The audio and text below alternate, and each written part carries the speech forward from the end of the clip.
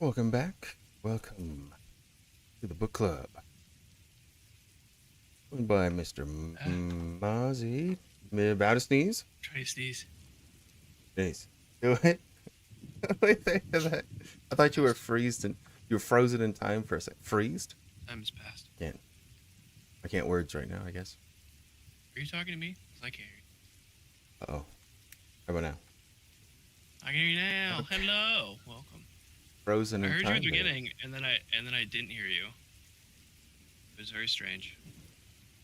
Must have remuted myself. How's everybody doing today? Simply, hello. Greetings.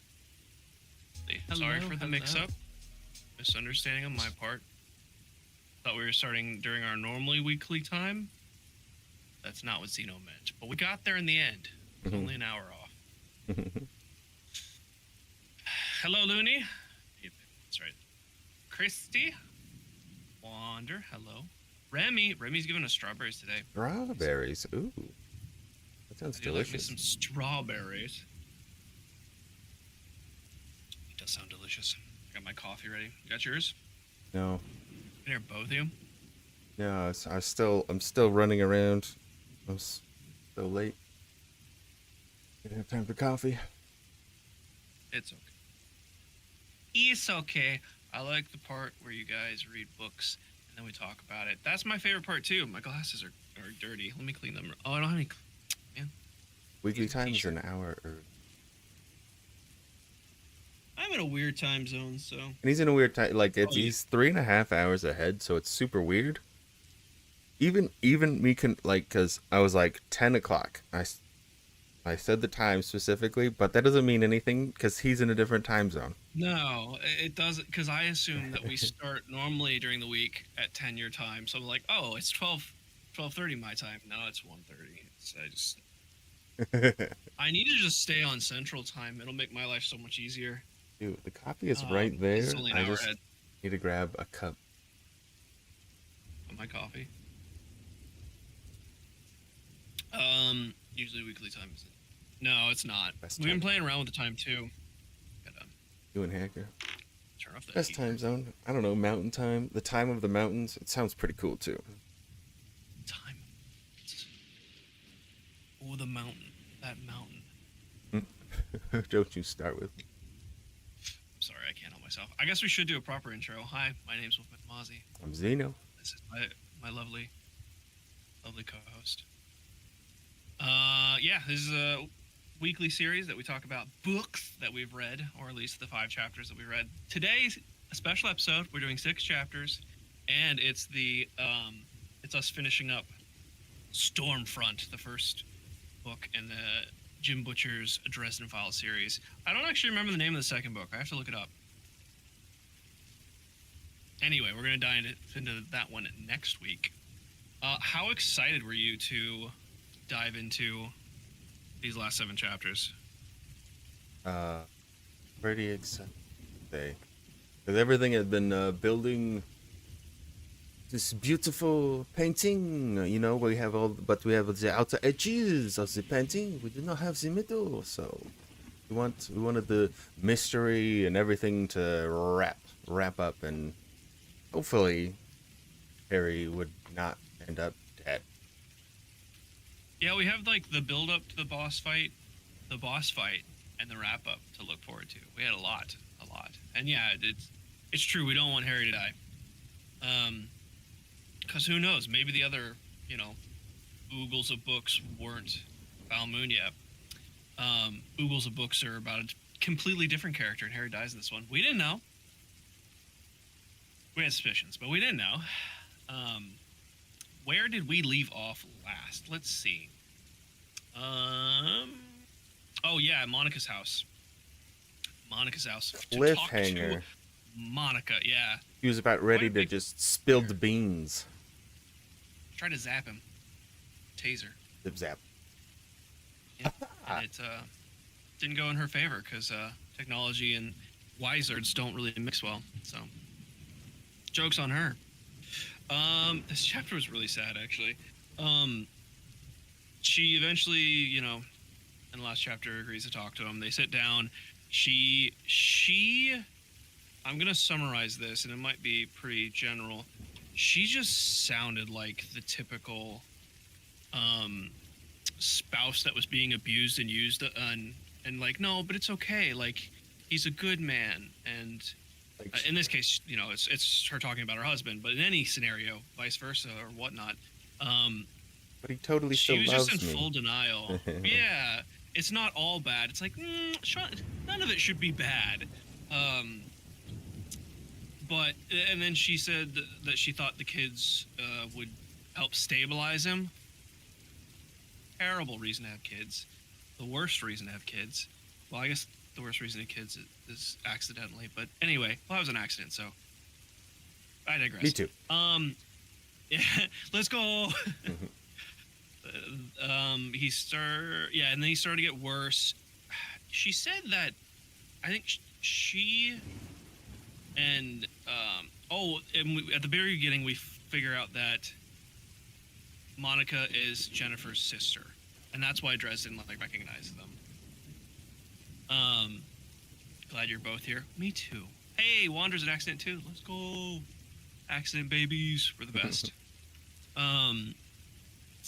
Yeah, so they're sisters, and apparently they came from a household that was well off, and Monica suspects that her husband initially wanted to get money, i.e., power, to provide her with the life she was accustomed to, or that may have just been her trying to rationalize it. But then she said he started to get worse and worse, and the hunger for wealth turned into hunger for power, and then it just kind of spiraled out of that. And then that's when the 3-eye drug came into play. She didn't say like how he made it or anything about it. She just said like that. Well, okay, actually she did. She said that Victor, it's her husband's name, like tricked her. Not really tricked her, but like forced her into trying it, not knowing what it was. And she explained it so much like a drug. As someone who's not addicted to drugs or really hasn't done any drugs, it painted a really like scary picture. It was not a good experience, but it left her craving more. Like, it immediately got an addiction, which is pretty scary. The other scary part is when Victor saw Monica being influenced or under the influence of the drug, he just looked into her eyes and laughed at her. I'm not really sure what to take from that. Like, I just see like a bad person. Like, he sees like Yeah. it working the way that he intended it. Like, it's a drug, it's addictive. He wanted more, and he just is, I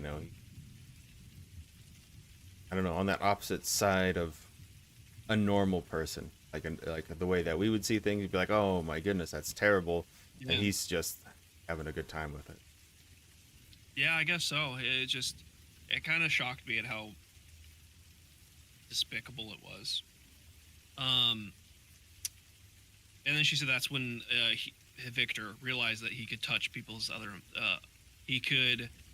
other people's emotions, and I guess that's when the real bad stuff started. But with the drug, like, he didn't have the funds.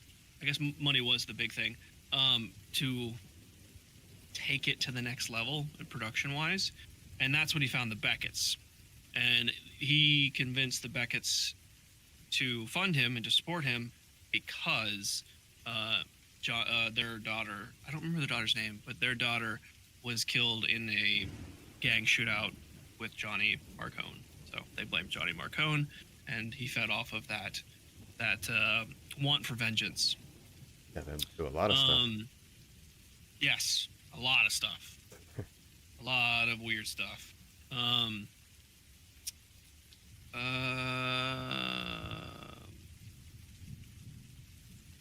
Oh, that's right. And he did take. I wrote this down, and for a second I was like, I don't understand what this means. It's a quote from the book. Monica says he said he needed our lust. Yeah, apparently he convinced Monica to also join the This guy must wild be magic orgies. really, really Really convincing. messed up. Because he's like, all right, he's Well, got yeah. his wife, and then he's got Beckett's, and then he's like, hey, your sister, let's get your sister, you know, like all this stuff, like, woo. Well, he's got that drug, and we just saw how like addicting it is. So maybe that came into play, but it may have been his charisma. It's hard to say. That's a good thought. I didn't think about that. Yeah, he could have been using the drug as some sort of method of control. Yeah, I mean, that's what I was people thinking. do in those situations. Yeah. I would assume you'd have to have some sort of charisma to help with that. Sounds like Hollywood. Yeah, he had like a Charming. 20 in charisma. Yeah, right? Maybe. Exactly. He had like 20 plus for sure. And then she said things got better for a little while. As long as I didn't think so much is what she said. It's like, so they were better, but it wasn't better. It was better on the outside, much like the house. Like on the outside of their house, it looks like a house, but the neighborhood looked like doom and gloom, no birds and all that. I kind of feel like it's the same way. From the outside, it looks fine, but it's still this dude doing black magic and making drugs. Then she started to fear for her children, and that's when it really took Monica past the point of like not being able to ignore it. She's like, no, I'm fearing for my children. I can't let my children get too close to him. So she talked to Jenny, her sister, and that's when Jenny confronted him, and that's when he used the spell to kill Jenny and Tommy Tom. Yes, so I guess Tommy chest Tom just bop. happened to be there, you know, doing their doodly thing. I mean, it just happened to kill both of them. They were connected. It sounded like. Maybe, or that was just the cherry on top for the Beckett's. I mean, 'Cause maybe, he yeah, was because one of he Johnny was, yeah, McBone's. exactly, yeah. Yeah, I'm not sure. It could have been either. I don't remember if they said either way, but it may have been both. And then that was kind of the end of the conversation. She just kind of, she started to trail off, not being able to talk like about it, and Dresden started like filling in the details. It's just like I don't think she said Victor killed Jenny, but Harry did. He's what did your husband do? Did he kill? And then she just kind of like accepted it. And at that point, he was furious. Like he tried. I think he said something like he wanted to comfort her, but he couldn't because he was so angry that someone could do this to his family that he was just filled with rage. So he left. He went to leave, and then he ran into Jenny, Monica's daughter, and had a little exchange with her, which I thought it was very short, but it was so powerful. Even just like so in the book it says Jenny Sells stood in the hallway, a silent wraith. Just that little part, that a silent wraith, paints such a haunting picture of just this little girl who's just seen way too much for her age. And then she asks him, "Are you a wizard?" Kind of solidifying that. It's like, well, how would a kid like even know that? But makes you wonder too. Maybe Victor had his kids try the drug too. Because or maybe not the son. The son didn't seem like when Harry saw Jenny and what's the son's name? I always forget. Billy. Yeah. Billy. He said that the daughter Jenny had eyes that were much older than her age. But he didn't say anything about Billy. So maybe I don't know. Maybe some weird stuff going on there. We know there was abuse, but there may have been drugs involved. Either way, she asks, "Are you a wizard?" And he says yes. And she kind of contemplates it and is like, I know he's my dad, but I know he's bad." And then she asks, "Are you going to like stop him?" Or no, sorry, she doesn't. She asked, "Are you going to help my mother?" And he kind of ponders it and is like, "I'm going to do everything I can." And she makes him promise, and he does. So that whole exchange was very. I feel like it was the icing on the cake because we saw so much sadness with Monica, and then this on top of it was just like, okay, Victor needs to go down. Oh, and then she says, I hope you're, well, as he's walking out, I hope you're one of the good guys, Mr. Dresden. We really need a good guy. I hope you'll be all right. I'm just like, wow. What's up, Snow? How's it going? Yeah, it sounds like she already knew that her dad was not a good guy, obviously. Yeah. And it just, that's terrible. Pretty yucky situation. I feel like she knew what was going to happen. Like she knows Dresden's out to get her. Such a zinger to the heart, it really was. Christy also said the Becketts would appreciate our Marcon losing something. Yeah. I assume that's how he persuaded them to do it. Well, further persuaded them to do it. Because that was the first time they killed someone with a spell. And that's a pretty... Making drugs to killing someone is kind of a big leap, morally. I don't know. Beckett seem like they're so far gone. I don't think there would have been much pushing in that direction, but hard to say. Yeah. Then Dresden has like this whole like inner struggle of what to do next. Like what to do next, what can he use in terms of like tools to his arsenal. Who can help him, if anyone can help him, and ultimately comes up with he's alone. No one else can help him. He's got to do this by himself. And then he's like thinking about the hair and like how Victor has his hair and he's in big trouble. And then he realizes that he does have something from Victor, and it's the scorpion like pendant medallion thing that's in his office. So he calls Murphy first to see if she can help in any way, even though they really aren't on speaking terms. And what's his name? Murphy's partner. What's his name? Carmichael? Carmichael, yep. Carmichael. Carmichael answers, and he finds out that Murphy's at his office. So he calls his office, and Murphy answers, and he's like, "No, don't look at the desk." And she eventually does, and the scorpion is no longer a pendant; it's a scorpion, and it's, well, we suspect. She doesn't say; she just screams, and we kind of know, like, oh, something bad's happening.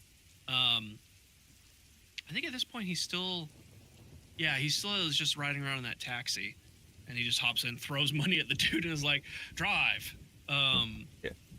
And then he speeds over to his office. What were your final thoughts about this chapter? I mean, it like you said earlier, we ended it on a cliffhanger. Do you feel like this fulfilled that cliffhanger that we were waiting for? Oh, or yeah. the details we wanted from Monica? She spilled the beans. She gave all the gritty details, not like down to the T, but gave us enough that okay, we got our bad guy, we got our situation here, we know what's pretty much happened. Good to go. But then of course we get that twist where like, oh, I got that pendant, which stroke of luck. But then at the same time, Murphy, still not happy, is over there checking out his place, and happens to get in the line of fire now. Yeah. Christy says when he meets Linda, he mentions that the Beckett's eyes are dead. Specifically the mother, yeah. That it looked like she was dead and just didn't know it yet, I think is what he said specifically. But for sure, yeah, they were, I mean, losing a child like that, I can't imagine, but I would assume that they have gone through hell. Well, I mean, that's the only reason I can think of someone to agree to do stuff like this. But yeah, so he races back to his office. His office is ajar. This was a very, very small part. When he opens the door, he talks about pamphlets that are in the front of his office, and he names two of them, and they just kind of tickled me so I wrote them down. There's, I think there's a number of them, but the two he reads off was Real Witches Don't Float So Good and Magic in the 21st Century. And those are they were so fun. I was like, yes, I love this. I love the fact that he just told us about these pointless pamphlets that are in front of his office He said with the title. He said he wrote most of them too. Yeah, He did. Yeah. I thought it was so funny, especially the float one. I just thought that was tickling. But he walks in. He sees Murphy curled up on her side behind his desk. He inspects her. Well, he looks in the drawer. I think the pendant's not there. He kind of inspects her, finds out she's been poisoned, but she's still conscious. At this point, Murphy is so stubborn. It's partly what I love about her, but she's so stubborn. And she clicks the handcuffs on him. She's like, "I got you. You're not going anywhere, Dresden." Oh, I forgot about that, Christy. He said, she says when the mailman came in, he looked at them and just laughed in the first chapter. I forgot about that. That's true. Yeah. Yep. Yeah, those were great. He didn't say the names of any of them, though, right? In the first chapter, we only got them now towards like the very end of the book. I think so. Maybe I'm wrong. Maybe I'm misremembering it. No, I think you're right, but I could be wrong. But yeah, she handcuffs him, and at that point, the scorpion exploded towards him in like a blur of motion from underneath his desk to attack him. And apparently now it's the size of a terrier, or well, yeah, because it was a pendant before, so it's the size of a terrier attacking him, and it's just like. He said it waited for him to put away, like he put down his staff because he's like, "Oh, we're looking around. Where is it? Okay, I don't see any danger." Puts his staff, his blasting rod down, and that's when it attacks. It waited until he was vulnerable, yeah, which kind of like alludes to some sort of sentientness to it, or an intelligence to it.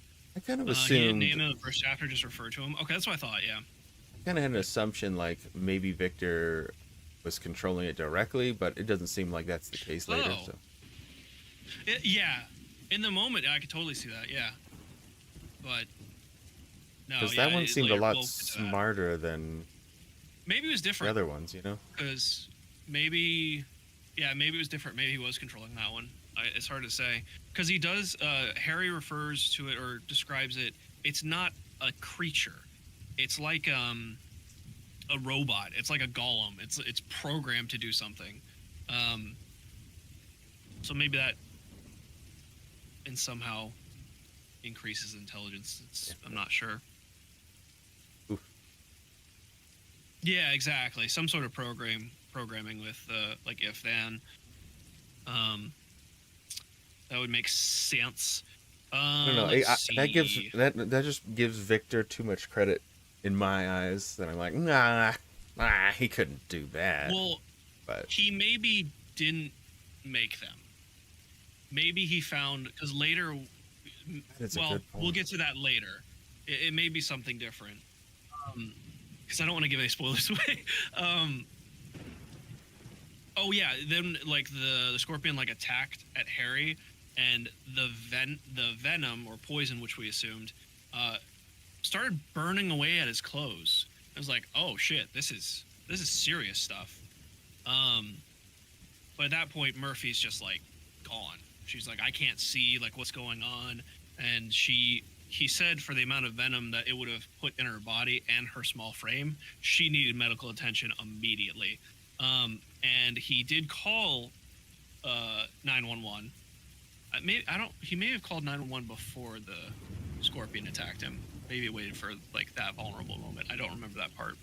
But he does call 911, and he is dodging the spider while trying to carry Murphy out. And they get out in the hallway, and he's on. I think he said he's on the 5th floor or something like that. I don't. He's not. He's on he's up upper there. floor, Yeah. so he can't take the stairs with her while carrying her. So he chances the elevator, even though he says he absolutely hates the elevator. Sure. Oh, I'm getting all over the place. He uses his shield bracelet to defend himself like a little bit from the scorpion. I guess just kind of as a reminder, like, hey, he has this defensive bracelet and a little bit more of how it works. And then he sees the scorpions growing. It's getting larger. And then they make their way out into the hallway. They get into the elevator, and just make it out barely. And then they're riding the spider, maybe the spider. You said spider at one point. You meant Oh, scorpion, did I? but I'm of course, sorry. I meant it's fine. scorpion. She's Yeah, I meant um. scorpion. So he ends up the spider. Yeah, they get out in the hall, and before the elevator, the scorpion bursts out through the bottom of the door and charges at him, and he uses the shield bracelet to defend himself That's there. okay. Bounces him off, but and then he's able to get into the elevator just in time for the scorpion to rebound and hit the door, and then start going down. Yeah. And just when they think they're safe, he hears something heavy falling on the top of the elevator, and it starts just like tearing it apart like a can, just Yeah, ripping that through. thing's got to be so There's strong. but- really strong. Yeah. And they get stuck in the elevator because so they get close to the second floor before the elevator just gives out due to wizardiness. Yep. And even I love that the Oh, dude, emergency light goes on and it's like bing and then pop. Yeah. Yep. It's like no, it's gone. And then in a moment of brilliance and panic, he's talking about like what magic he can use. I guess the most basic form of magic, according to what he said, is fire. And he's like, well, that's not going to help me. That's going to kill all of us. And then he thinks, oh, air. And then he focuses his magic in the air below the elevator and causes it to rocket up, thinking to smash the scorpion in the ceiling. A couple things about this. One, he says as they're rocketing upwards, I hadn't meant for there to be quite that much wind. I prayed that I hadn't just killed us both. A lot of the magic spells and like interactions that we see throughout the book, it kind of reinforces what Harry Dresden said about magic at the very beginning, that it's fueled by emotion. And there's so much emotion going on, like fear, adrenaline, going through his body right now. And he does say that he's a practiced wizard and he's trained quite a few times throughout the book. But even him, like with all of this adrenaline and emotions pumping through, overdoes it sometimes like this. Well, and he doesn't have any of his focuses. Right, because he did say the blasting rod was quite useful in focusing, and that's why he uses it so much. I like Fireball is nearly consideration. Yeah, right? Exactly. Look, Hey, what's up, Wacky? This Hey, chicken. Noodle. What's up, Noodle. dude? How's it going, No. dudes? How's it going, dudes? You're making me so coffee hungry. Oh. I know, right? Yeah. Then the other thing is, this building is 12 stories, and they're rocketing so fast. It kind of reminds me of this is a terrible comparison, but it reminds me of Willy Wonka and the Chocolate Factory when the elevator is just skyrocketing up towards the top, kind of like that, but instead of a glass top, it's a standard roof, and that scorpion goes squish, and there is smelly goop everywhere, and apparently it is quite rank. And then the opposite happens. They start rocketing back to Earth. And unlike in urban myths, you cannot jump at the very end and save yourself. So he does some quick thinking again and uses his defensive shield bracelet to not fully shield them, because if you fully shield them, like he says in the book, they would just hit the shield and the same effect would happen. They would go splat.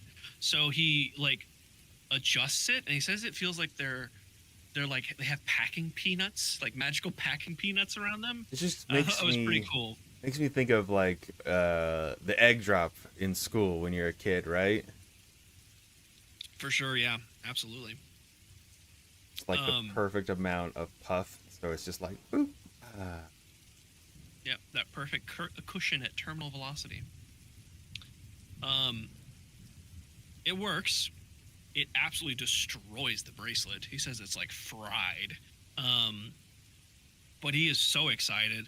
Oh, also, I thought it was just an awesome like cherry on top when the elevator smashed into the bottom, and it still made the ding, like the very sad distressed ding as the doors open, and there's just two EMTs with their jaw. I think he said with their jaws by their knees, just stunned, looking at Harry Murphy laying in this puddle of goop and scorpion parts, and Harry's just laughing maniacally because they're not dead. And he said he still was laughing even when the EMTs gathered him up and helped Murphy towards the ambulance. Like, take and that. they like looked at, yeah, he's like, yeah, I'm the best. Screw you, Shadow Man. And the EMTs are just like, we're gonna sedate this guy. Very smelly goo, exactly. Polymorph into a squirrel. I don't think he had that spell prepared, Remy. He should have though. He really should have. He's so considerate. He really is. He is. And that concludes that chapter pretty much. I think they start looking over their injuries after this, because starting chapter 23, they're at the ambulance. They're looking over Murphy. Dresden didn't get tail spiked. By the way, just a little bit about me. He got clawed, yeah, in the leg, and he was bleeding pretty bad. Oh, he was bleeding, but he wasn't. It sounded like it was bad, but yeah, because it's like 6 inches, which is like that's really good gash, but it's not like juice and everywhere. It didn't hit an artery or anything. It's in the thigh. There's a lot of meat there. It'll do damage, but yeah, like you said, if it doesn't hit an artery, it's manageable. Painful, but manageable. But yeah, then he has to do some quick thinking and figure out how to get out of here because the cops are on the way. The firefighters are on the way, but he's more concerned about the cops. And the storm is coming in because it's already raining outside. He said it's not moving quickly, so he has time. So he does some.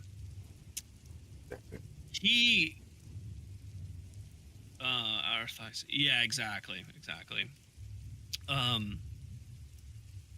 He hates himself like the whole time he's doing this. He said, well, I'm getting ahead of myself. He manages to slip the handcuffs off of Murphy because he's too big and he won't be able to.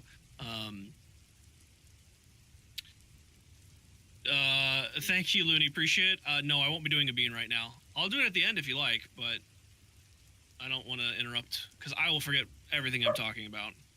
But thank you, dude. He's able to slip off the cuffs from Murphy and kind of hide it enough so the EMT doesn't see it. And as both of them are focusing on Murphy, he just like slips away and walks out. And he says, "I hate myself with every step," because he wants to stay and see how Murphy does and make sure she's okay because she was not doing good. She was breathing, but she wasn't moving, and she was like twitching. I think he said twitching randomly, like her like convulsing. Which I'm not a medical professional, but when it comes to poison and things like that, that's a pretty bad sign, I think. Started to say on a personal note after the singer you did. I don't remember. See, this is what happens. I get sidetracked. No, you're good. In that, because Dresden was able to explain that she'd been poisoned by brown scorpion venom. You'll need that, and the EMT's like, "I know my job, man. Don't, I got the tourniquet." Blah blah blah. So at least he was able to get the information out. But yeah, then he's got to walk away because his heart's about to explode out of his chest. So yeah, exactly. The storm's already technically coming up above him, but he remembers that the house that they have is out a little further, so it won't actually 45 minutes away. Get the storm yet. So is at the lake house, yeah. So he's got time, but he doesn't have his blue bug. The taxi is gone at this point, and even I don't think the taxi would. I don't think that would be a really good option anyway. So he's trying to figure out where he's going to go, and he decides to go to. Still can't get his staff or his blasting rod out of the office. No, He's got Yeah. no focus. Just gotta go, and then his Bracelet's shield's bracelet's gone. Yeah, so he's got the pendant I don't from think his he has mom. anything. That's it. That's right. Yeah, that's the only thing. That's right. Um, so he decides to go to the pub. What was the pub's name? I didn't write it down. Go to Max Max, yeah. Pub. Mc, Mc, McAlley's? Something like that. Yeah. I forgot the name. Yeah, still in his sweats and cowboy boots the whole time. He's been in that getup for... Since Friday. He doesn't say how many days it's been, but Yeah, I think this is Saturday night? No, Sunday morning? I think so. It's not Monday, because Monday is when the White Council is having the meeting. Right, So this you're has right. to be Sunday. Thank you, Christy. Yeah, I can. And he goes there. It's actually packed this time. He said all the stools were taken up. He said there was chessboards on every table. When he walked in, the room went silent. Saw him. They're all, and he said like they're all like kind of walks of life from the magical world. There were either people who don't have a lot of power but like know about it. There were all sorts people trying to hide their power. There were this, that, and the other, and they all knew what was kind of going on, and knew about the White Council and Harry Dresden, and he said that they all were here to seek shelter, not from the storm. So it was like, oh, they know something's going down and they don't want any part of it. But Max just like just nods. He's there, what's going on. I love it. He Dresden's just keeps I cleaning. need your keys. Yeah, he doesn't hesitate. Just keeps cleaning that glass.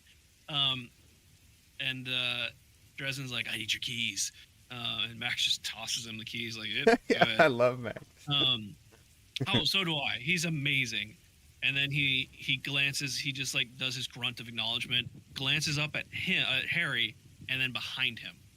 And then Harry turns. And there's Morgan, and it's just like, great, thank you, Morgan. Perfect timing. And Morgan's like, I'm not gonna let you kill anyone. Sit down. And Harry's like, okay, I'm defeated.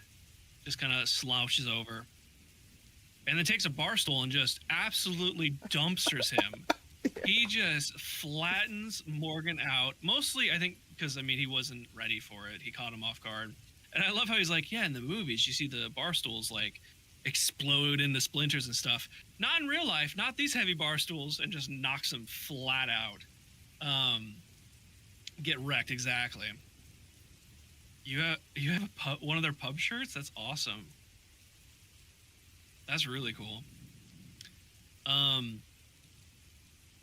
And then Max just like picks up whole time. Everyone in the bar is just like, Holy. because they all know who he is. They know he's a warden, and you don't mess with a warden. But Max just like drop the car keys and he just leaves. It's like He's like, White Kansas not gonna be happy. yeah, right. Let me worry about them. It's such a cool interaction, especially from someone who doesn't like talk at all. Before this point, I think he said maybe 6 words. Somewhere. That was just so cool. Yeah. It was fun to see. That's the end of that chapter.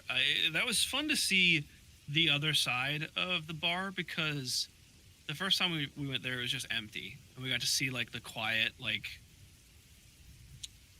I don't want to say stereotypical bar, but the quiet bar where I think there's like 2 people in the corner just like drunk or something, and then the packed bar with everyone from almost like the hidden underground magical world of the city. It's like a community within the city. That was really cool to see. I would like to see more of it personally. Yeah. I want to see all of the nitty gritty magic stuff that goes on, like underneath this, goes on in the city, but underneath the city, if that makes sense. Because we got this taste of it, and I want more. But I love it, and this comes up later too. I love the fact that Harry is just like, I'm a wizard, but I punched him in the face. I'm a wizard, and I have a revolver. It's just like, the answer's not always magic. Sometimes it's just you got to deck a dude or And- something. It's great. He brings that up later. Yes, he does. Yep. Some of them think that Harry is the one to. That's true. Yeah, because of Morgan and probably other people in the White Council too. Yeah. Some of those people probably think that Harry is the killer, and this doesn't really help because it's like, no, I don't have time for this. Someone else is doing it. And then he just storms out, and people are like, oh, great, he's gonna go kill someone, but they're not gonna do anything about it. Oh, I love it. Yeah, it's so good. That was a pretty short chapter too, but it was so impactful. And I think that's one of the things I really like about Jim Butcher's writing style is like there's little things that if you miss, you won't miss the overall of what's happening, but it adds a lot of extra meaning and a lot of extra flavor. Like the pamphlets. You didn't have to tell us the pamphlets' names, but it gave a little bit more mind candy, I guess. And I feel And like a little bit more that we can go ahead. he's alluding to more things that we're gonna probably see later in the other books, like, right? Oh yeah. So many things that are probably just like, whoa, finally.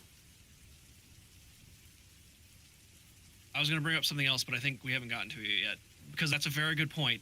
And he does it with one thing in particular that I really, really want to learn more about. And I think we're getting into it here soon, but so I'll just continue.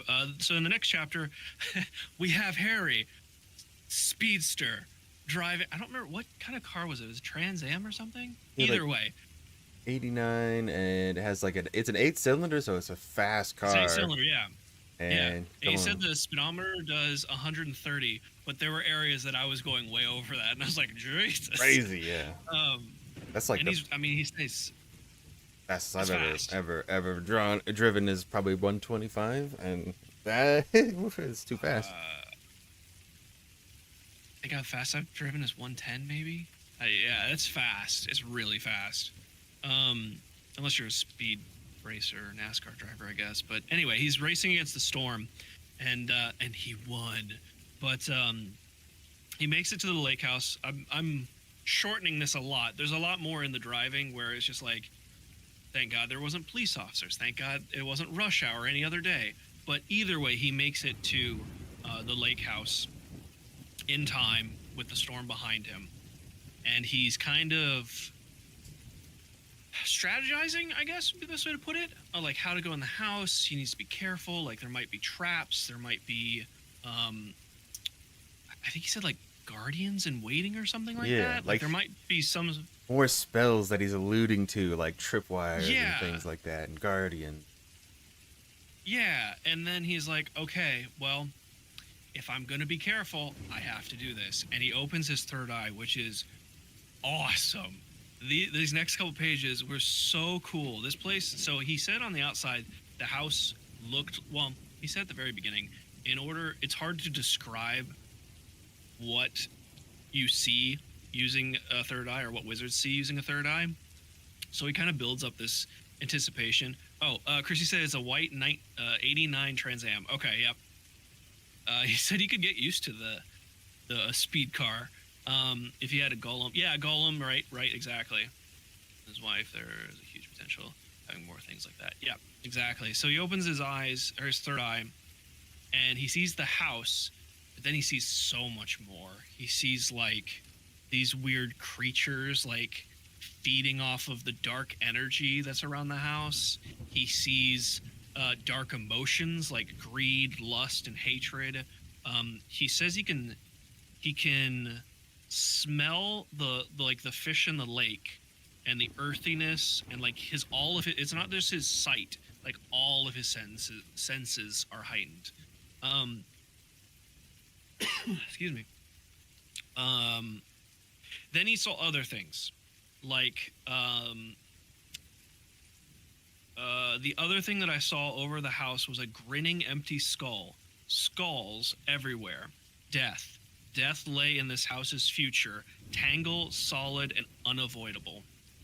And he also saw like the house in this like what I pictured was more of like ghost fire, like the black greenish like necromantic fire. Yeah. That kind of fire just engulfing the house. And he also said that like it was it was part of its future. And I was like, that's interesting. Ominous, And death was yes. its future. Like, which is interesting because like death is going to happen either way, whether or not Harry does nothing. Harry will die because they'll cast the spell. Or it kind of alludes to him coming in and killing Victor. So we're not really sure. Like, it's just a bunch of death. Then we see a little bit of Harry's darker side. It kind of made me think of Death Eaters, Mark, and Harry Potter. Oh, yeah, okay. Definitely. I didn't think about that. Yeah. Before, I want to get your opinion on the whole experience of him opening his third eye. What did you think of that? What stood out to you? One thing that really stood out that I really liked was the fact like he could see before he got into like the death stuff. You kind of see like with the wood and where it was from, and like the glass, Yeah. and it like the sandy beach where it came from, kind of thing. Like that kind of crazy depth open up the third eye. Like you can see like just about anything. It sounds like, which could be disturbing, of course.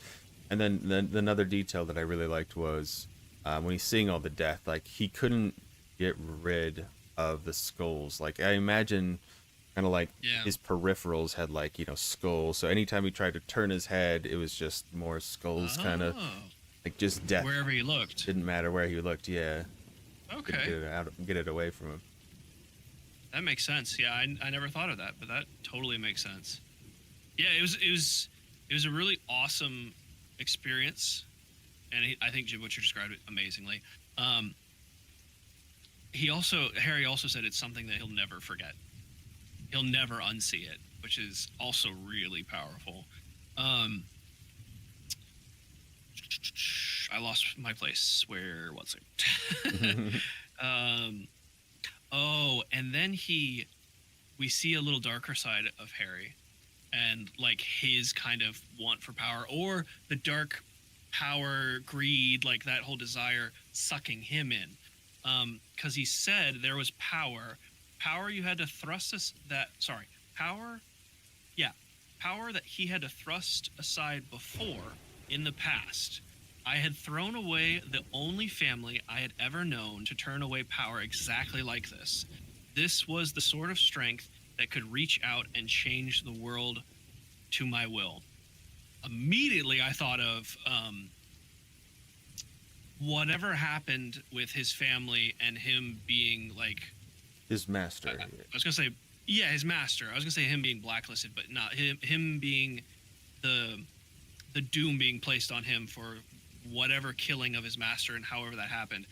And like you said, this is what I was waiting for. Like you said earlier, when Jim Butcher alludes to things that you want to know more about, this was one of them. I was just, and we know we're going to learn more about. This is one of them, about his master and his past. He keeps dropping these little nuggets, and it's just like, ooh, piece of candy, I want more. Which we do get a little bit more, because he did say, I'm getting ahead of myself again. Never mind. We get another piece of candy in a little bit. We'll get to it. Mm-hmm. I'm rushing for the dessert, but I need to stay with the entree first. I really like It really is. that dark power that's over it. He could just could basically just explode the whole house. Yeah. And just be done with it. But Yep. I was just about to say, he said I could kill the Sandman. I also love the fact that he calls him Victor Sandman. Or sorry, Victor... I said Sandman. Sorry, Shadow Man. He calls him Victor Shadow Man, not Victor Sells, because Sells is his last name. But at this point, he's changed as a person so much that he's not Victor Sells anymore. He's Victor Shadow Man, which I thought was cool. I thought it was interesting.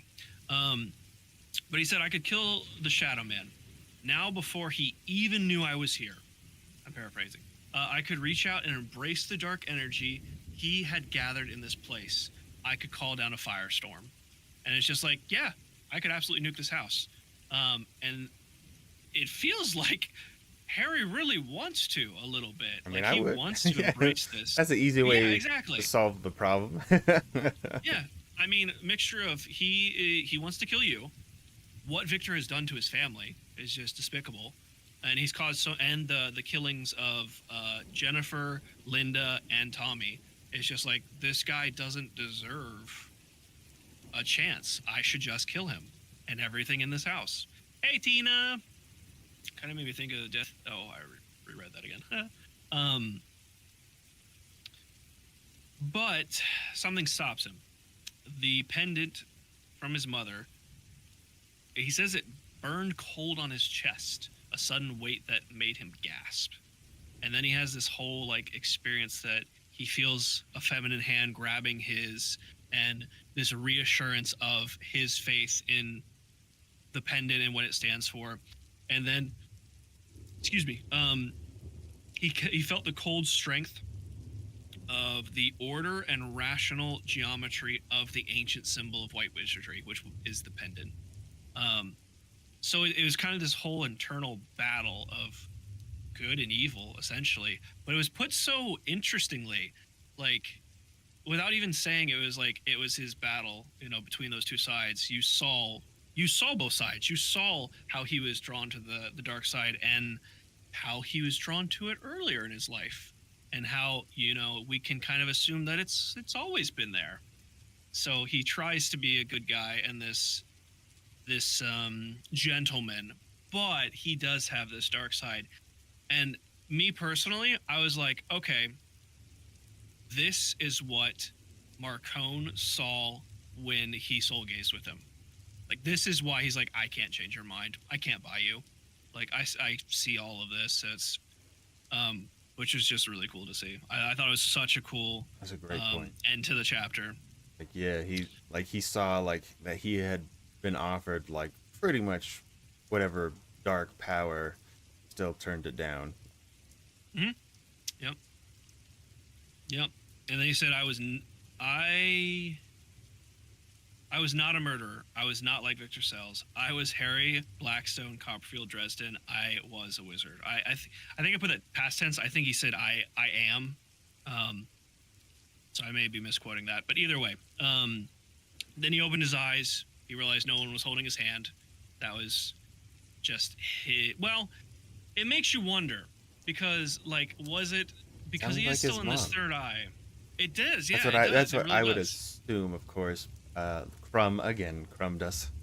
And we don't know if it was Harry just imagining it, or it was his mom from whatever other side that she might be on. Because there's magic. And that's her pendant. Who knows? So, like, I mean, the link. Yeah. There's definitely a link there. Yeah. And that that was like really intense. And then it ended the chapter like immediately. Like, he's like, all right, I'm ready for this. I feel like it was, excuse me. It was like,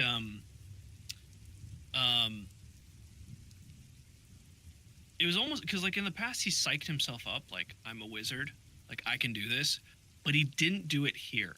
Like, it actually showed him scared, vulnerable, like not confident in his magic abilities, which was almost humanizing, I guess. Because in the past it's like, I'm a wizard, I could do this. It's like, yeah, you can do this. And I was like, oh shit, can you do this? Like, this is intense. And I thought it was cool to see the difference in the different side of Dresden. What do you think about that whole interaction?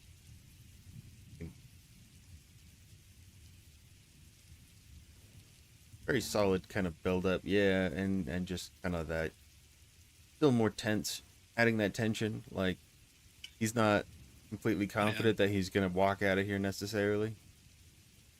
I think he said a couple times, like, I may die here, or something like that, and he might. Like, it's that. Got nothing else intense. to rely on. He doesn't have any of his tools, but he knows he's better than this guy. Like, he knows. Like, this guy's got Yes. some muscle, or he said he's a muscly guy, but he doesn't have any control because he doesn't know how to really control it. He said, like, he's all bronze and no brains, or something like that. Like, he's all muscle, but he's not smart. He's not trained. He's not intelligent as I am. Hey, Jay, how's it going, dude? Having a good week. Having a good weekend. Hopefully you're doing the same. Yeah. So then we go into chapter 25. I can't remember if it's the end of the previous chapter or the beginning of this chapter, but he goes. Oh no, it's sorry. It's the beginning of this chapter. Um, this is where he says the Victor's Lake House is it's a sight that will always be with him. It's an abomination. So I said that earlier, but he actually talks about it here. But either way, he said especially the lust for wealth, lust for power, more than a physical desire. Oh, and this is where he says muscle, not brains for Victor. See, I'm getting ahead of myself. I just need to slow down. It's just so intense and so good. It's good. I think of things. I'm like, oh, I remember that. Hey, OG, how's it going, dude?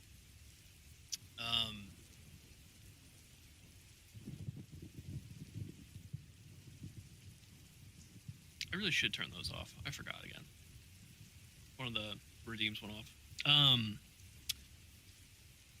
Then he walks up to the door. He's like, okay, I don't see any traps here. That's cool. And then opens the door. And it just opens. It's not even locked. And Harry's just like, okay. You know what?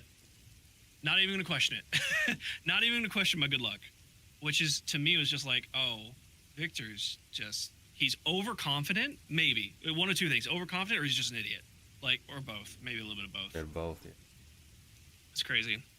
Because it's like, well, if you were a person that found this power, right? You found this wizarding power, and nobody else can like has any understanding of it. You just feel like you're Mr. Powerful. Then you're like, oh, I Right. blow people up. I can cast spells and such. So he's thinking he's like the bee's knees, but he's never seen an actual wizard. So he's so confident. He's just doesn't care. You know? He's so used to manipulating non-magical people, humans, if you will, that I think he feels untouchable. I mean, it kind of was the same thing when he appeared to Dresden in his like shadow form, when they were getting chased by the demon, and Dresden was like, "No, bitch, get out of the way," and just slapped him, and he was like, "Oh, you wound me. How'd you do that? Oh, How dare you?" Yeah, I kind of felt that way. It's like, oh, he's overconfident, just a pompous prick. But then, so doors open, Harry goes in. He said like the inside looked more or less like the outside, but more concentrated. Like in terms of like the skulls and the death and the greed, and all of that. But there was a lot of crates that he looked inside, and he found, I think he said like over 100 vials of 3-Eye, the drug. Oh, sorry. He could hear. What did she say? Christy said, and if the White Council are all knowing, how do they not know this freaking Joker is doing this? Because Morgan is so blind about Harry and not willing to look at anything else. Which I think is exactly it. Morgan is True. super blind. He's like, I know it's you, blah, blah, blah. I don't need to do anything else. You're the bad guy here. So that's like the reasoning. Because this guy's because he's a pompous ass, just flaunting his power, making this drug and all this stuff. And White Council, they're pretty much oblivious because Morgan's just focused on Harry. Yeah, absolutely true. That is so true. Because that's actually very obvious. I didn't think about that. Because if Dresden turned on his third eye and saw all of this, like this beacon of death and dark wizardry, why wouldn't at least someone from the White Council notice? That's such a good point. I did not think about that. That changes my opinion a little bit about Morgan, actually, because he is very blind then, and just single. I mean, Well, he maybe was, not but he's so very much. blind. Or maybe he'll learn something from this. Maybe. I hope so. I thought this was kind of interesting. So when Harry went inside, he could hear music playing, and he recognized it immediately. It was the same song, same CD as was playing in the Madison, where Tommy, Tom, and Jennifer died. I wasn't really sure what to make. I still am not really sure what to make of that. It's sexy music. It is well, okay, that's true. It is just okay, you know what? I guess if you went to two different activities and Barry White was playing at both of them, you really wouldn't question it. So, okay, that's true. I thought there was some sort of like hidden meeting, like someone here was also there, which maybe is the case. I don't know, but maybe I'm just Possible. looking too close into it. Yeah, that my assumption Um, was it was just like the same sexy track, to get the mood okay, going. okay, that's fair. Um, then Harry like kind of not complimented. He said that the spell was really complex, just based off everything he was seeing, all the elements that were going into it. Um, and he made a comment of no wonder it was so effective because he could hear the chanting, he could hear the noise of the activity, and everything, and like the storm and like everything. Activity. Him activity. That's what I'm just gonna call it from now on. Yeah. An activity, YouTube. Don't worry about it. Recreational activity. And this was him like seeing seeing it for the first time, I guess. And he was just like, wow, yeah, it's really effective. Then he found the like 100 so vials of 3i, confirming that Victor was the one making it. All of us already knew, but this confirms it. And then he found a box or many boxes of ingredients for the 3i, which I thought was really interesting. First one being absinthe. There's absinthe, ammonia, peyote mushrooms, alum, alum, which was, I had to look it up. It was it's a compound combined of aluminum and potassium, I think. Some sort of chemical. Antifreeze, and he said a number of other things. We know that potions take 8 ingredients, and these are not obviously 8 ingredients. 1, 2, 3, 5. Those are 5 ingredients, so we're missing 3. But anyway, he said there's other ingredients, and he just like looking at all of it. Dresden was like, "Oh, he's just mass producing magical poison, not potions, poison." So much for activities. Dries things out. Oh, does it? Oh, okay. Yeah. I didn't know. I've never heard of it. Mm-mm. Yeah. Good to know though. And then he gets closer and closer, and Victor starts chanting louder and louder. And I thought this was interesting. We already know magic comes from emotion. And this was just kind of an interesting touch. He heard Victor chanting in some ancient language, and Harry's like, Egyptian, Babylonian, it doesn't really matter. I can understand the meaning, and the meaning is just hate and words that were meant to kill. It's like, oh, okay. So, again, just raw emotion. The picky details don't really matter. It's just the emotion going into it. Then Harry made his grand entrance with his wind spell as he catapulted himself up to the balcony, which, again, him being in sweatpants and cowboy boots just makes this whole picture so good. He's got a rip in his pants. Like, yeah, blood as well. He's just like, I'm here. I like. He described his coat like Batman's cape. Yeah, yeah. It was so good. And then he was like, yeah, Victor was in black slacks, black shirts. Oh, and goopy. That's right. Yeah, because he's still got some of that scorpion filth. I guess it would evaporate into nothingness. So. Yeah, he described it like he said, because he was talking about the smell. Because the MT was like, "What is this? Like this rank stuff on you?" And he's like, "You don't want to know."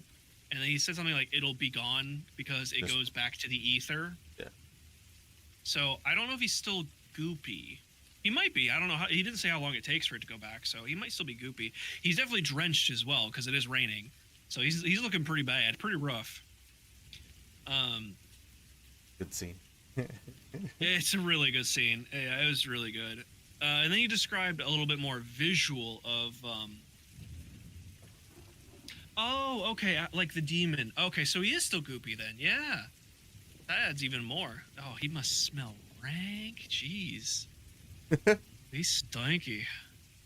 I have a new mental image of that scene, and it's pretty great. But then we get a more visual description of the Activity. ritual. Well, that too. Because you have Victor there with a spoon which I was like, of course, yeah, he's just holding a spoon. But no, it's like it's sharpened, like he's the edges are sharpened to a razor. Which There's a pair of reminds me, candles. Go ahead. it reminds me of Robin Hood, uh, the one with Snape in it, or Alan Rickman, and he says that he's gonna cut Robin's heart out with a spoon. Oh, Oh, yep, just I remember that. so good.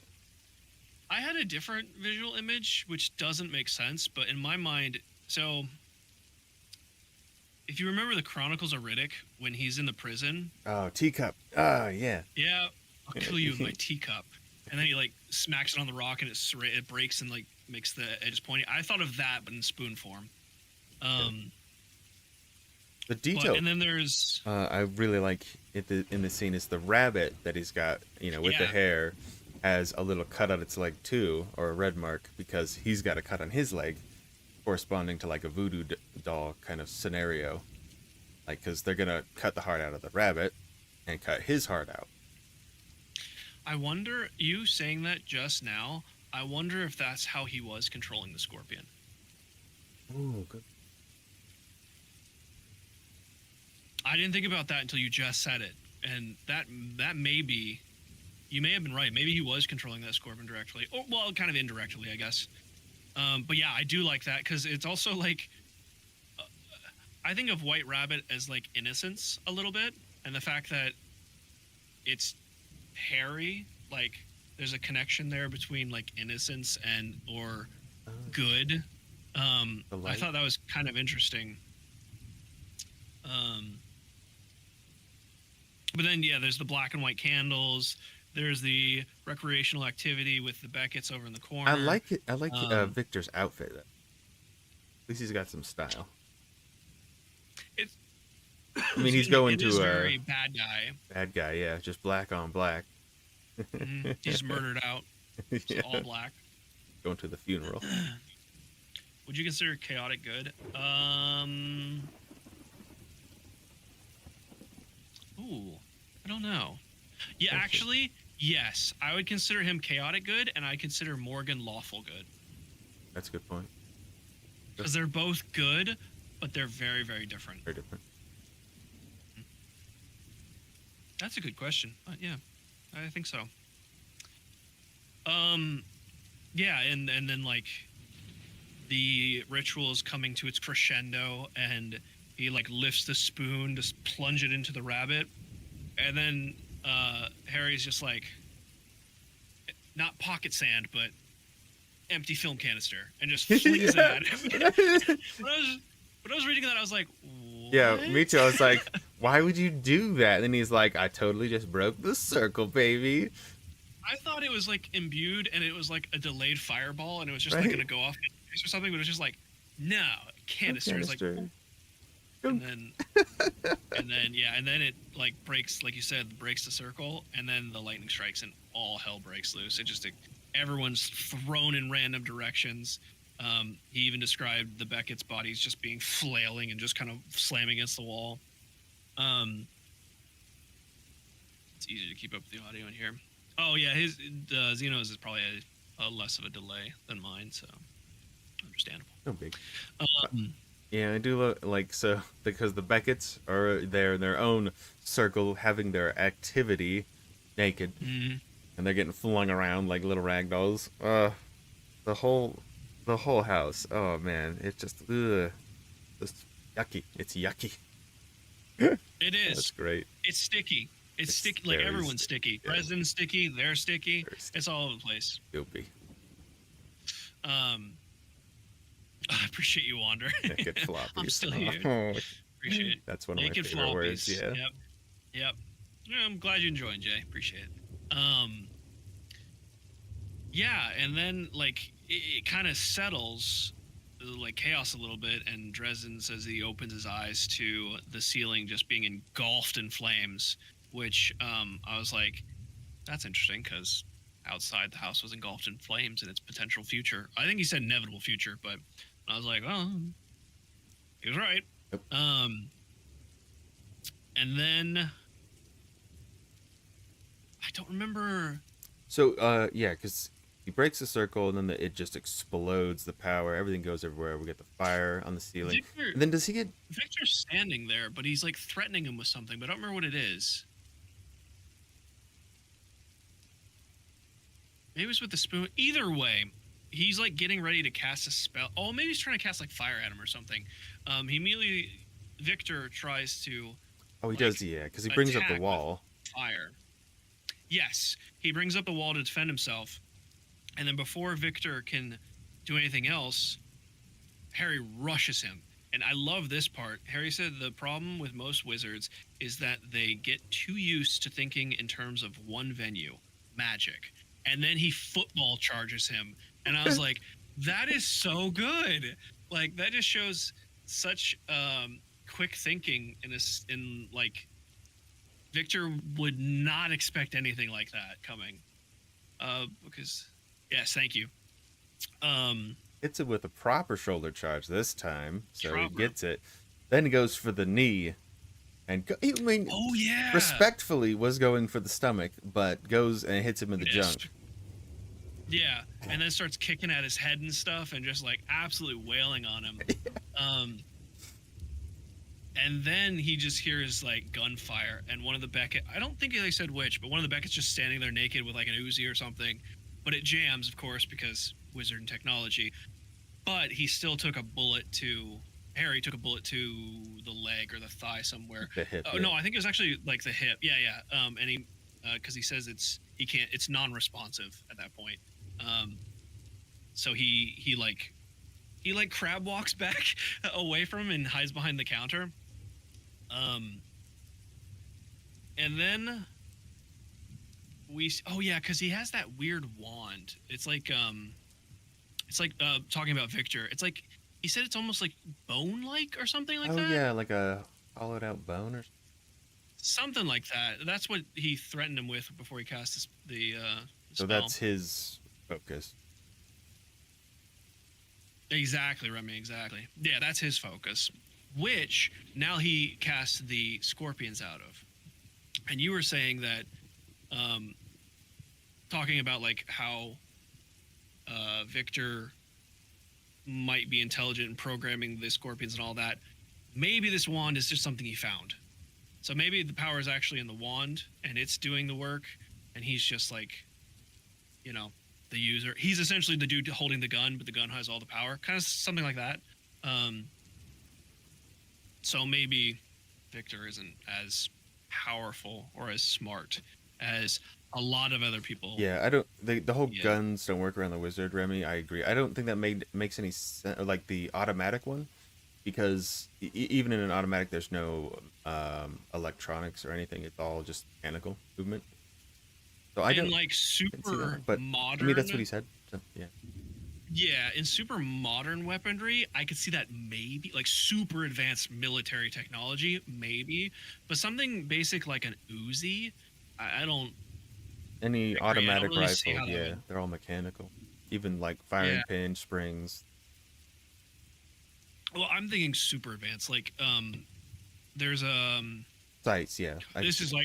This is really advanced, but there's I don't remember the name. It's like an X something, but it's a gun that shoots a projectile that can explode at a certain set distance. It's a real thing. That's super advanced, though. I can see something like that failing. Hey, John. How's it going, dude? Just dropping by. Hope your weekend's doing well. But you're right. For, like, advanced guns were just sights, yeah. Maybe if there was, like, an electrical component to it, because I guess a lot of guns now, more military side, are getting a lot more futuristic, a lot more electrical parts than mechanical. But again, I agree. Something like an Uzi or something basic that someone would have, like a civilian would have, would not. I like that this is... We love the details so much. Like, I mean, we're getting a little nitpicky here, but I think this is a pretty valid one.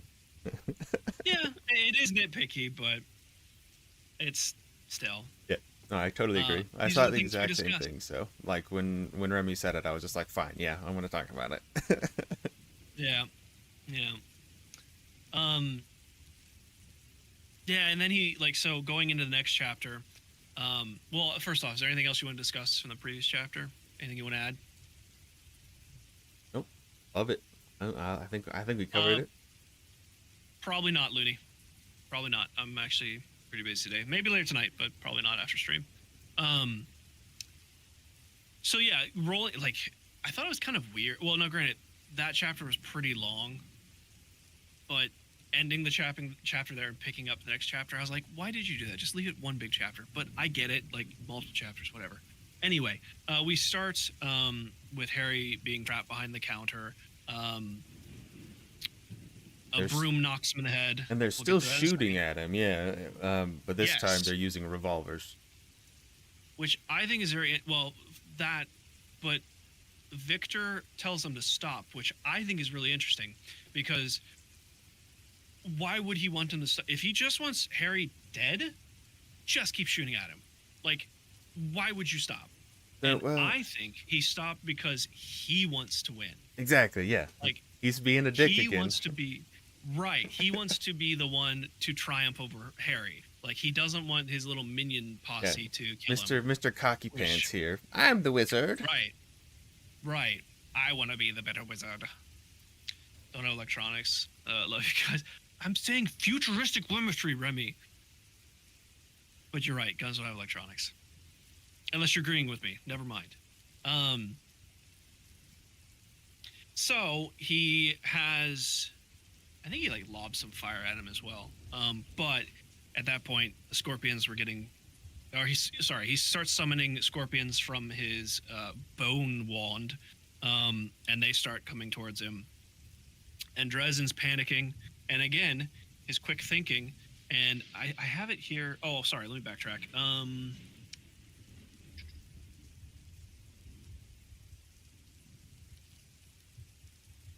Yes, okay. Just want to make sure I'm not getting ahead of myself. So scorpions start coming towards him, and Harry has to end up laughing because he's like, oh, the solution's so simple. And he casts a cleaning spell on the broom to sweep the, very much like Fantasia style in my mind, sweep the scorpions away onto their back and out the window. Or down, sorry, not out the window, but off the balcony down to the lower levels of the house. Because I Yeah. guess it's like, it's a pretty open floor plan. You have like the base Yeah. floor and then the balcony to the second floor, but it's an interior balcony. Yeah. Because he kept saying balcony. I thought it was like outside, but it's interior. Yeah, it was it's- kind of weird. He said ahead. that room when he went into the main room, it went all the way to the roof. Was how high the ceiling was. So it was like this really Right. high ceiling. So I imagine you could fit like a couple floors or whatever in there. We have a balcony up there, and that's where he popped up with the wind, and still kind of. Then he went behind the counter at this point, and then does the broom, which I love the detail in the broom that he's like, I know how to cast a cleaning spell, and I got all the Yeah. dust too, baby. Like nailed it. Oh yeah, he did say that. He's like, I'm pretty sure I got all the dirt as well. I love how he's like, and I was forced to do this, like when I was learning magic, and like how I didn't come to this sooner. It was kind of funny. Chrissy says like a loft. Yeah, like a loft. That's exactly.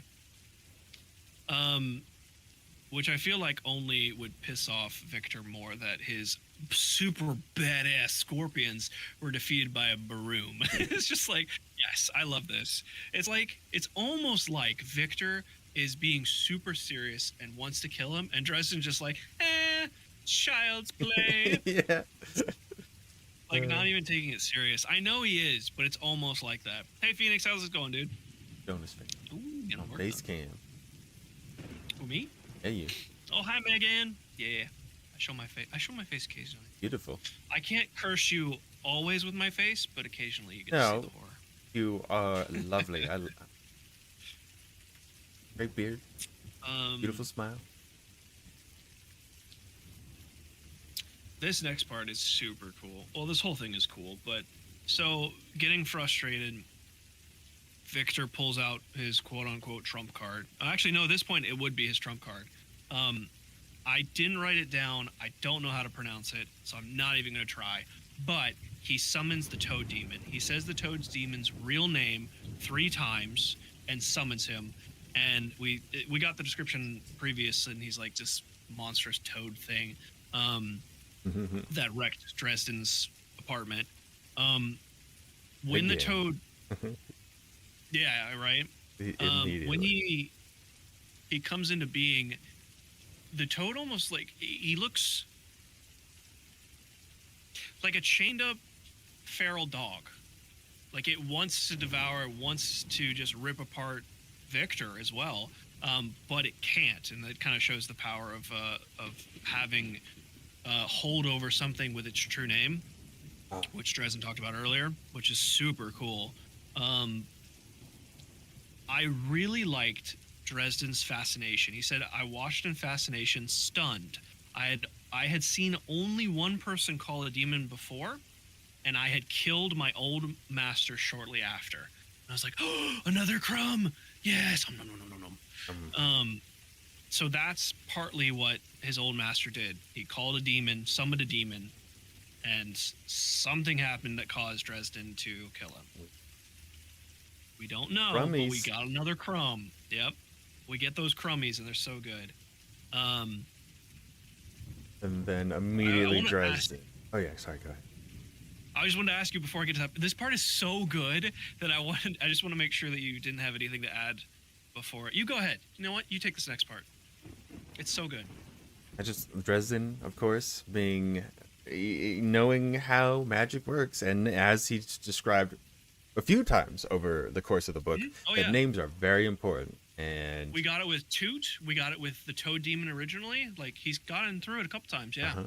and he's like, "Man, oh, you're so careless, Victor, Mr. Shadow Man, giving out the name like that." And then he says it, which I presume is pronounced Kalshazak.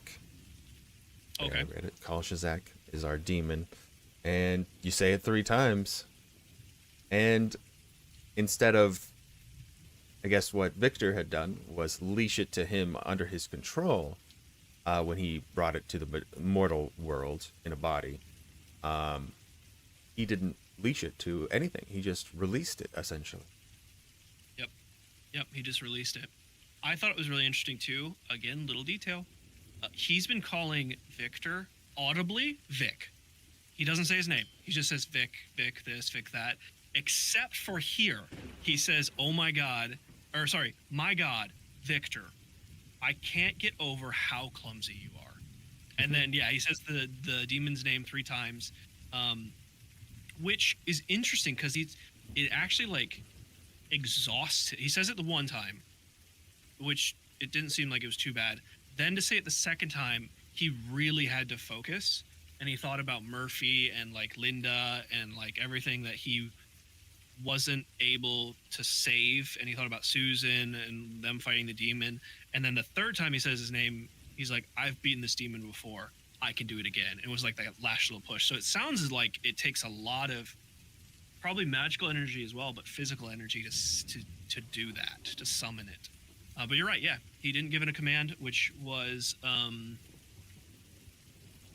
we might be skipping a little bit, but it's part of one of the laws of the magic. I have it written down here somewhere. Oh, here it is. The 4th law of magic forbids the binding of any being against its will. So I stepped in and cut your control over it and didn't establish any of my own. So I was like, what was the other law we got? We got one of the other ones too, which was, Can't kill anyone with I magic. think it's, right. I don't remember Unless what number they that was. are though. trying to kill you, yeah. Self-defense, yeah. I feel like that would be law number 1, but I feel like it wasn't. I don't want to look them up because I don't want to spoil any of the other ones, but we'll have to revisit that later. But yeah, with the demon free, like, it's looking to Victor, looking to Harry, kind of studying both up, and then it, I think even before it can act.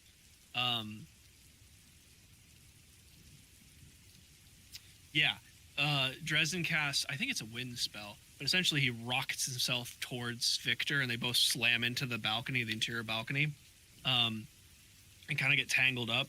And Victor desperately, first one is freedom of speech. Thank you, Remy. Thank you. Yeah. First law of magic, freedom of speech. Nice. Victor tries to, like, team up with him. He's like, "Well, the demon's out of control. We got to work together." And My Victor's man. Harry's like, studies him, and he's like, "What?" And he says specifically, "I couldn't kill him with magic. I didn't want to. and it would only have brought a death sentence on my head in any case. But I could stand by and do nothing. And that's exactly what I did. I smiled at him, closed my eyes, and did nothing. And then Victor's like, well, screw you. And then, like, they kind of wrestle from there. And it was kind of well, not kind of. It was a physical exchange, and he kind of went over how Victor was stouter than him, stronger than him. But, again, Harry's wily. But then the demon intervenes and just chomps down on Victor's collarbone and crunches it. And it's just like, oh, shit. Oh. Um, Bony. And he's like, I think, yeah, he hit an artery and is like bleeding out. And they're like hanging in part of the altercation. Harry went over the side of the balcony and is like hanging there and kind of holding on. I think he was hanging over, then the demon bit him. Either way, but down below, the scorpions are just getting bigger and bigger and are swarming. Oh, and the smoke is like, I think he said like a London fog, like how it's just on the ground, so it's just like you can't see the ground, so you just see like movement of the scorpions, and also their stingers are like sails through the smoke. And they're just like, I think he said 2 of them eviscerated the couch in like a breath, so in a moment. So if he falls, he's definitely gonna die. Yeah, they're super nasty. Oh, he said they're the size of say German, no, not German shepherds. I think like a large dog. They're pretty large at this point.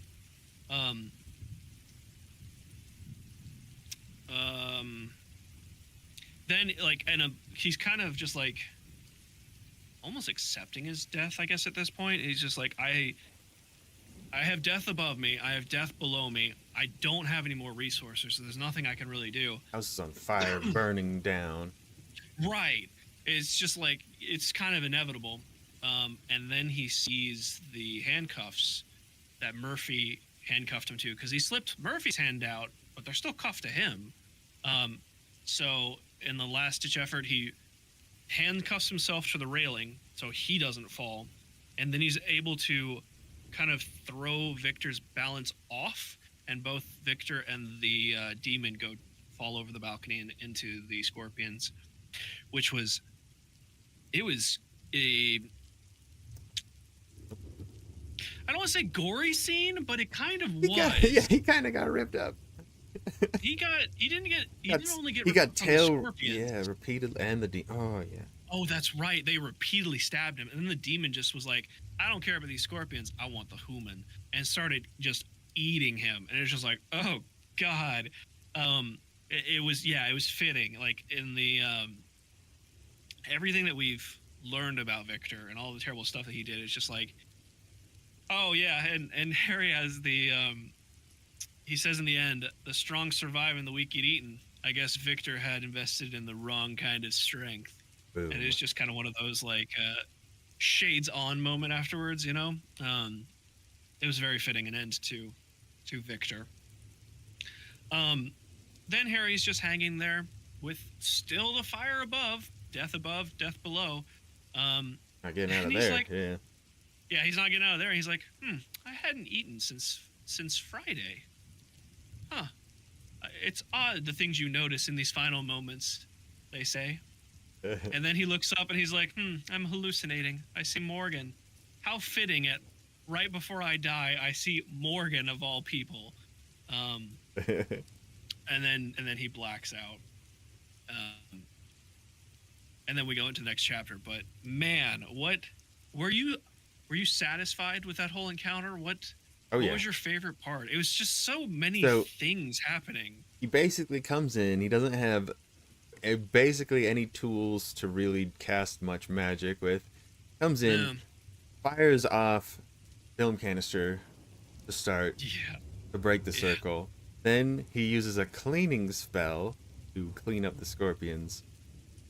And then he just releases the demon on him that he called and basically just beats him by easy stuff. Just like, this guy's a joke.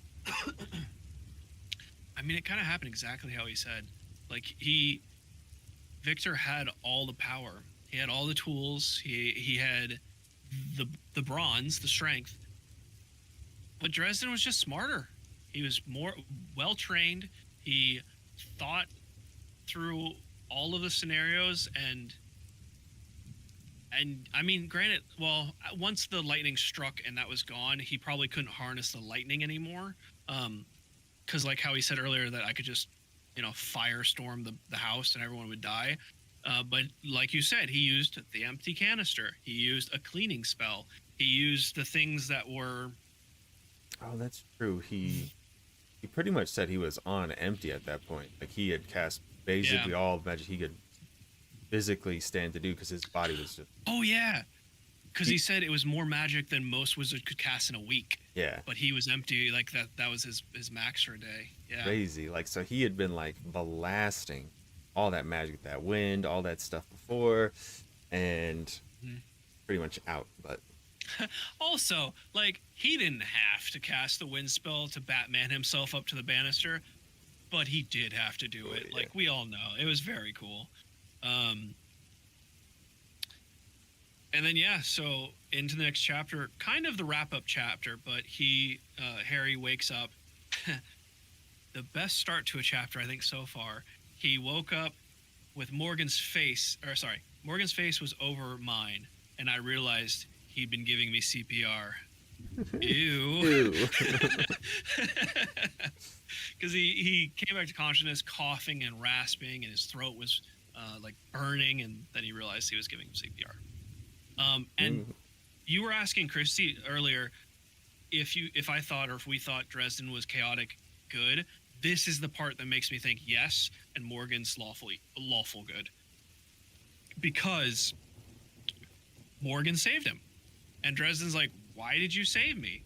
And he's like, "Well, you hadn't broken any laws." Oh, he said, you weren't guilty. You're part of the White Council. Technically, I had an obligation to preserve your life. It was my duty. And Harry was literally just thinking, I could do nothing and this guy will die. Well, he did nothing and the guy died, which isn't technically true. But he was talking about technicalities. I think Harry might cause I saw, thinking about it when I saw Remy, of course, say that he's more neutral good. I can see that because more chaotic thrives on that chaos instead, and he's not necessarily a chaotic guy, so more neutral because he definitely wouldn't mind doing those chaotic things or the good things, but he's definitely in between. The only reason I said chaotic good is the scene at the varsity where he confronts Marcone, like he smashes open the door, he launches the jukebox, so that's kind of chaotic. But even when it got to like the true chaos of like guns blazing, he did nothing. So okay, I could see that. I think you're right. Harry's more neutral good, and Morgan is definitely lawful good. There's no question about that, in my opinion. Oh yeah, he's Mr. by the book clause. Ugh. Yeah. Because Harry was just like, you could do nothing. Like you are well in your rights to do nothing, but Morgan's like, no, that's not. I'm obligated to do this. Yeah, I have to do that. Like, because I feel like Morgan straight up would just is like, I definitely want you dead. Like, I don't care that you didn't do it. I want you dead, but I will obey the laws as they are given out. So he, yeah. Mm-hmm. Yep.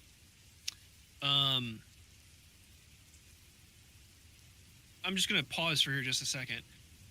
Okay. Actually, one more thing. Harry kind of reveled in the fact that Morgan now has to report everything that happened to the White Council, including admitting that he was wrong about Harry.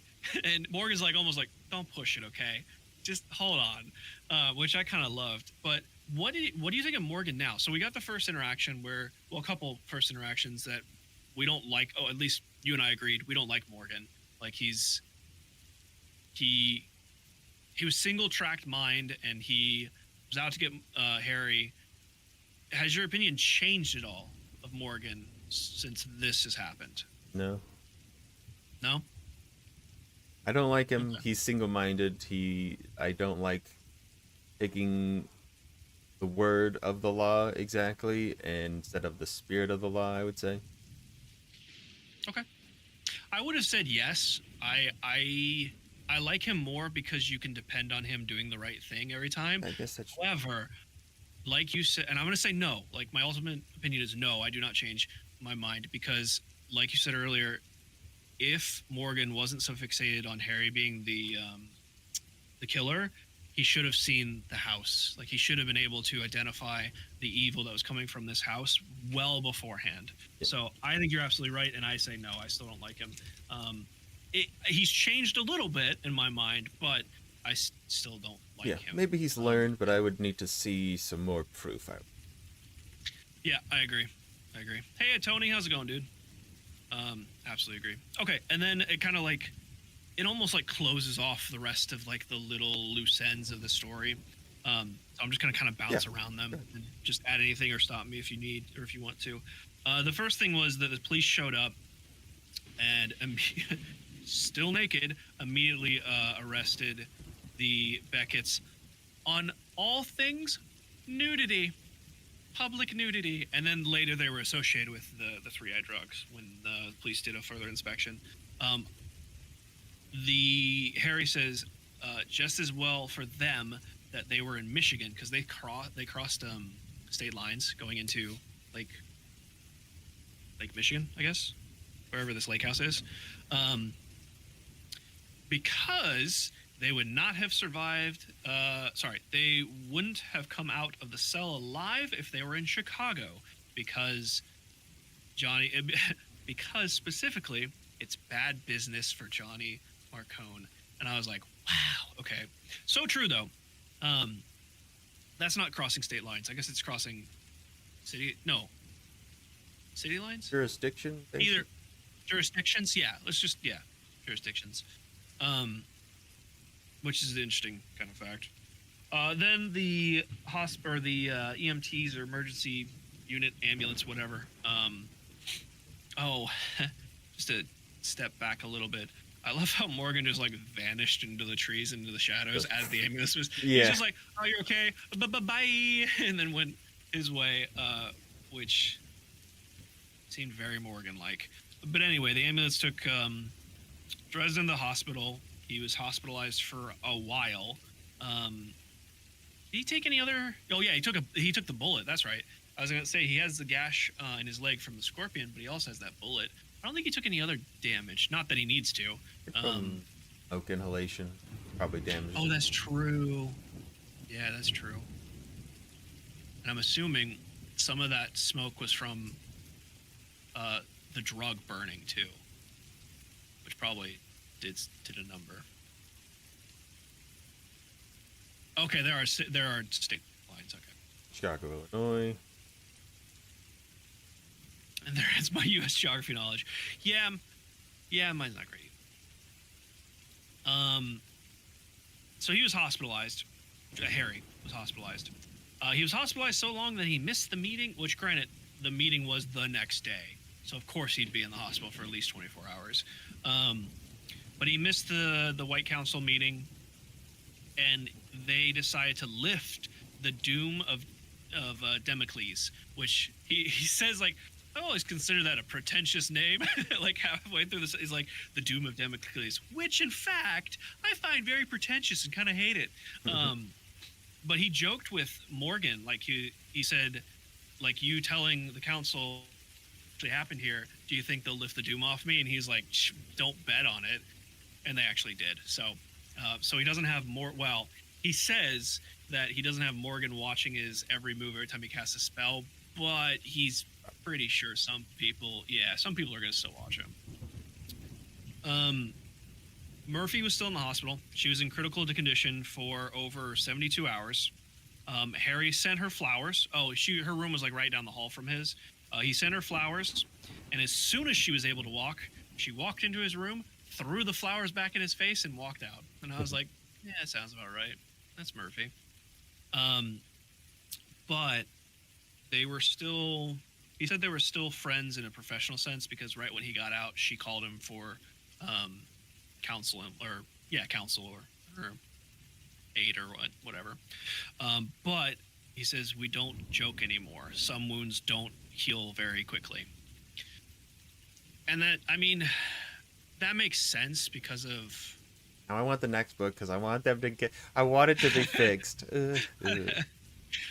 I need them to be better. It should be good. No, I agree. I really agree.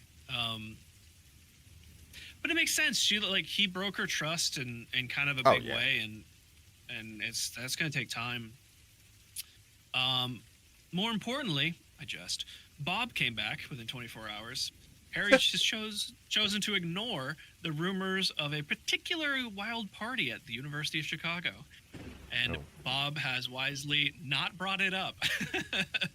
I was like, yep, I love you, Bob. God, what else? Oh, yeah, Susan from the Arcane paper came by to show him her headliner article, Date with a Demon, about her date with him. I'm guessing she probably left some details out, like her advances in the circle, but hey, who knows? But they have another date. He had his hip cast on, so he wasn't very mobile, he said. Bob came back. Oh, that's right, he did. Yeah, that's right, he did. Bob came back the very next day. Yes, thank you, Wander. That ear candy, the earworm. But he said they had another date, and he didn't need a love potion this time. What was the? Oh yeah, and then Harry sent Toot and his friends pizza every day for a week, and then once a week after that. I thought that was a nice touch. It's a song reference. I get it. I appreciate you, Wander. I appreciate you. Mister got kind of the raw end of the deal and didn't really get anything out of it except a destroyed home. Which he didn't say if he repaired it or if he moved. I guess we'll find out. He didn't say about his office either. The last paragraph was interesting because he said, "And me, what did I get out of it? I'm not really sure. I escaped from something that had been following me for a long time.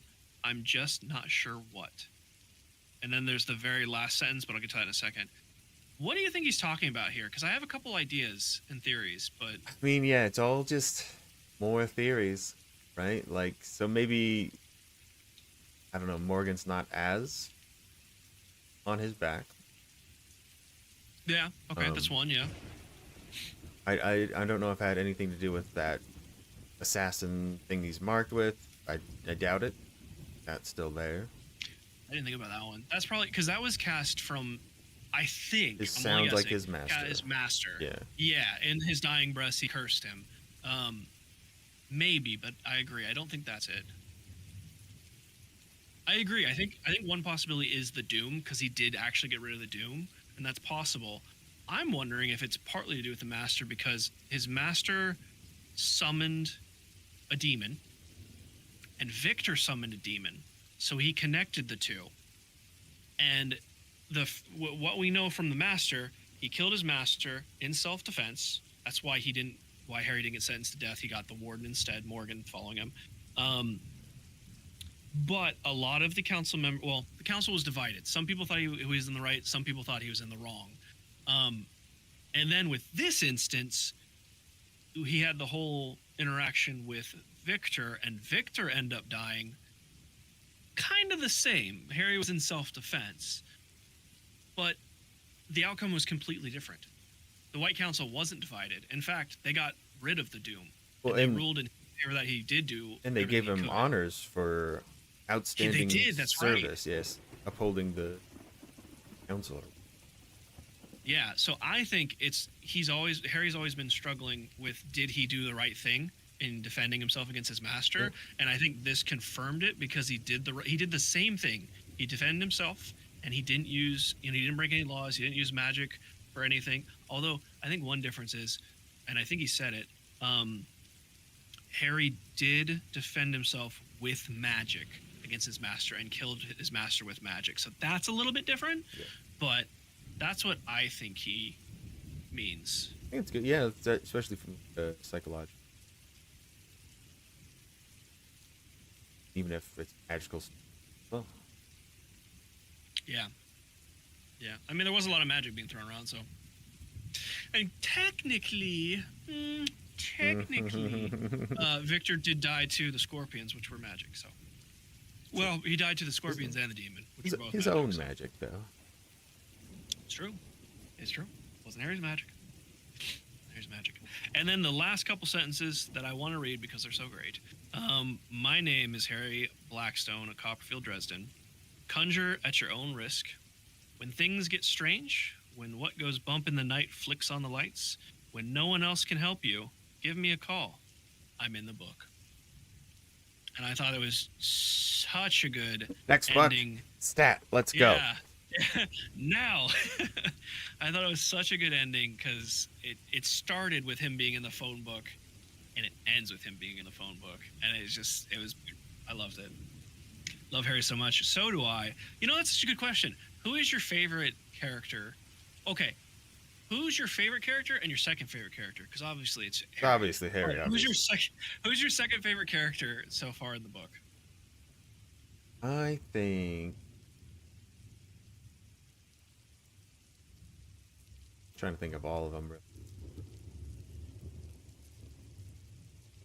And See, we got Susan, Monica, Murphy, Carmike, Morgan, Mac, Mister. I'm gonna throw Mister in there. Bob, Toot.